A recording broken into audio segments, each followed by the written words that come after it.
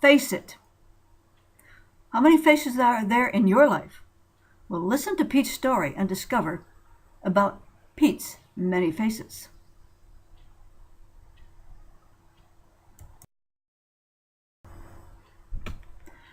Pete was enjoying the party at his best friend's house. Andy and his wife Karen were celebrating 15 years of marriage and Andy's birthday. The backyard was decorated and crowded with 50 people mingling and enjoying the small talk, music, and dancing. Food was all around. The kids played games in the nice backyard. It had a large patio and a big fish pond. Pete had been depressed lately, so Brenda, his wife, thought it would cheer him up. In his mid-40s and getting heavy around the middle, Pete looked young. His big eyes and smile looked around the area. Sipping his beer, he noticed Julie Phillips staring at people. Walking around slowly, Julie bumped into other people, and Pete noticed that she kept staring at everybody. Her light face was calm and confident. Pete didn't know her, so he walked over and introduced himself. "Hi, I'm Pete Rydell. I thought I knew all of Andy's friends." And turning around, Julie immediately smiled. "Julie Phillips. I came with George." And nodding, Pete knew George was Andy's brother. "What do you sell for a living?" Her eyes looked straight at him. A setback surprise, he gulped his beer. "How did you know I'm a salesman?" "I can see it in your face. You're a natural." Their eyes were on each other. "Excuse me? How did you know?" "I'm a personologist. I read faces." "Your crooked large mouth indicates you're a very good talker and persuasive. You know how to use the right words. You're close to your family. You're easygoing and friendly with a great sense of humor." Pete's mouth dropped wide open and his brown eyes grew large. Smiling, Julie slipped her hand in her skirt pocket and gave him her business card. "If you're interested, let me know. I do workshops and profiles and provide personal consultations." Her words about him echoed in his ears for almost 2 weeks before he called her for more information. He got some books and CDs and videos from her and attended a workshop. It intrigued him as he discovered the ancient science of physiognomy, face reading. The face is a roadmap of the mind. A face reveals its personality, past, destiny, strengths, and weaknesses. And for another 2 weeks, Pete discovered the different face types, face parts and meanings, role-playing, how to use it in sales, communicating better, improving relationships, finding a compatible partner, and finding a perfect career. He tried to keep it from his family, believing they would think he was crazy, and lying in bed, he was reading a book on it when Brenda came in. Quickly, he slipped the book under the bed. Cute and a little on the heavy side, Pete noticed Brenda's body under the thin nightgown. She was ready for sex. Her movements and eyes were straight on Pete.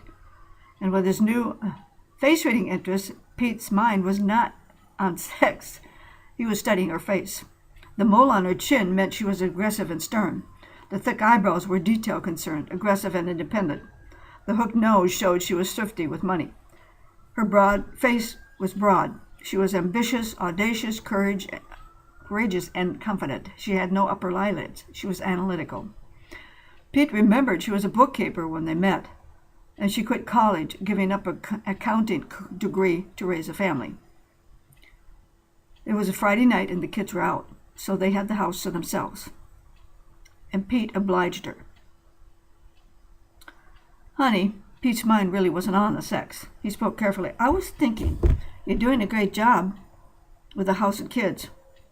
They can do a lot for themselves. Are you still interested in getting your degree?" Brenda leaned up on his bare, portly chest and belly, cocking her head at him, and nodded.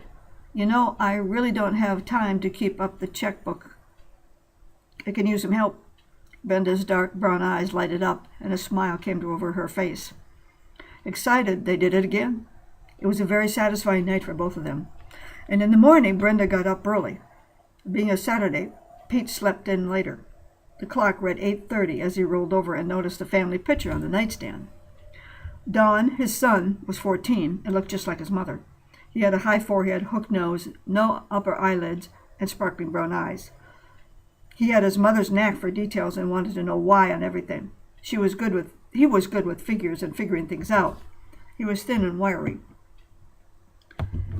Kim, his younger sister at 13, was more like her father, Pete. She was laid back, easygoing, and had a tendency to be lazy. Impulsive and emotional, she was starting to get interested in boys and sex. She needed a lot of reassurance. Hearing loud noises from the kitchen, Pete pulled on some clothes and went to the kitchen. Kim was trying to bake a cake, and Brenda wanted to clean the kitchen.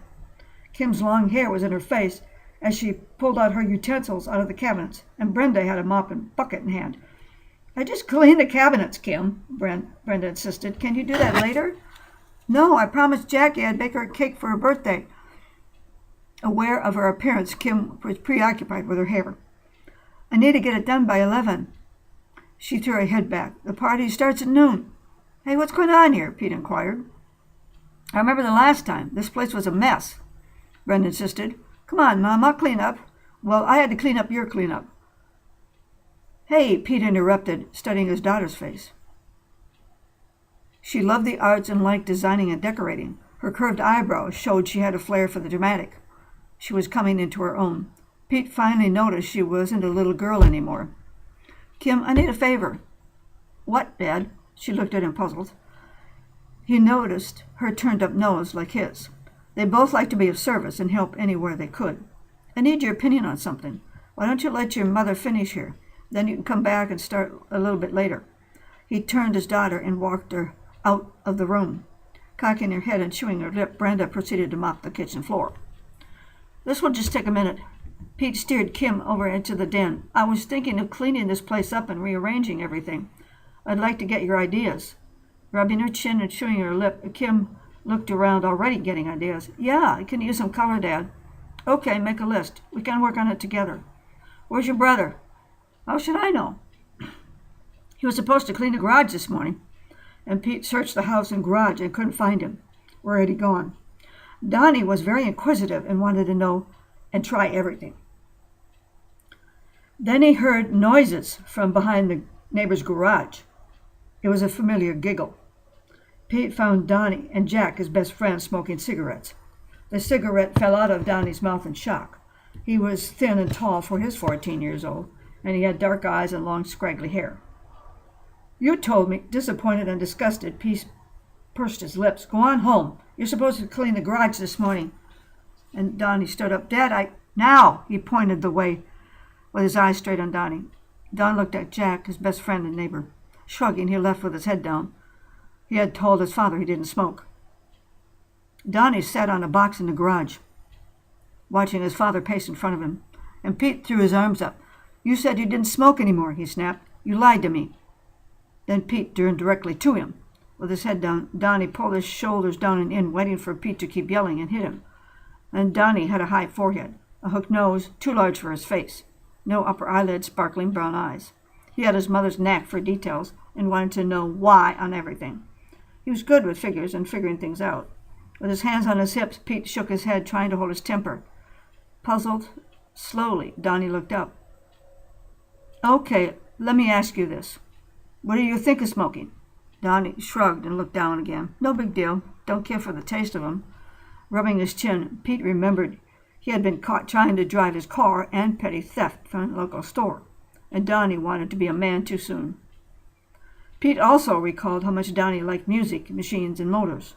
Rubbing his chin, Pete got an idea. "I'm going to make you an offer. Would you like to make some extra money?" Blinking, Donnie perked up. "I know you like using your hands and head. If this works, you can get yourself that guitar you want and a small cycle." Donnie sat up straight, interested. "What? How?" "A small business for yourself. Yard services, mowing lawns, landscaping, trimming." Donnie's eyes were blinking in awe. "I'll set you up with some money to buy tools and equipment. There are several people in this neighborhood that can use these services." "Think you'd like to do it?" Yeah," Donnie was nodding.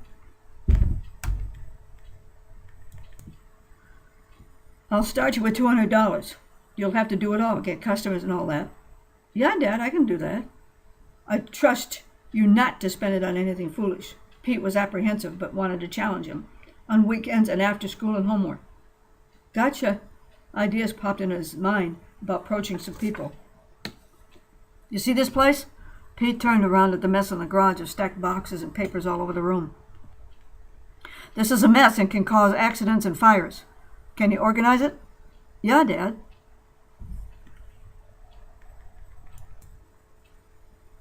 Donnie was pleasantly surprised because usually he yelled and kicked things around. Deal? Pete extended his hand to him. Looking up at Pete, Donnie wanted to make his dad proud of him. So Sunday morning, Pete took him to get supplies and equipment. Then Pete had to get ready for his work week, a trip to Minneapolis and a sales meeting. On the plane, he had an aisle seat, wanting to get some paperwork done on his tablet. He sold security systems. Then he noticed a woman coming down the aisle who sat in the middle seat next to him. In her 30s, she had full, sensuous lips, large, happy, turned-up mouth, and large, sparkling eyes. This meant she liked to talk a lot and was close to her family. Pete noticed the wedding ring. Was he in the mood to have his ear bent? He decided to review his notes and relax, and laying his head back, he smiled to himself. And later that afternoon, at the check-in of the hotel, Pete realized he was hungry. He wanted some suggestions, recommendations, and looking around, he noticed a heavy-set young woman with a round face working at a computer screen behind the desk. "Excuse me, miss." He moved closer along the desk. "Where is the best nearby restaurant?" Looking up, she smiled broadly, showing her dimples. "That's Charlie's, a few blocks from here. Best steaks and fish in town." "Thanks." Smiling, he waved at her. "Where?" "Take outside the door, take a right around the block, 2 more blocks, take a left, and 3 blocks over." Nodding, Pete ordered his luggage to be sent up to his room. A short walk would do him good after sitting so long. She was right. Pete enjoyed his steak and was very satisfied. On the way back, he took a wrong turn and got lost. Some people were passing, and he scratched his head. Then he noticed a young man with a long face and long turned-up nose. He was happy to help and steered Pete in the right direction. He had a good night's sleep, remembering the faces of his customers. He knew it would be a profitable trip with his newfound knowledge about faces. Face it, you can do just as well as Pete did. And face it, you can improve your life and your relationships.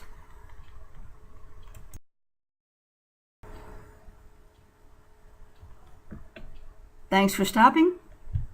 Come back again soon. If you need some more information, stop on over at my website.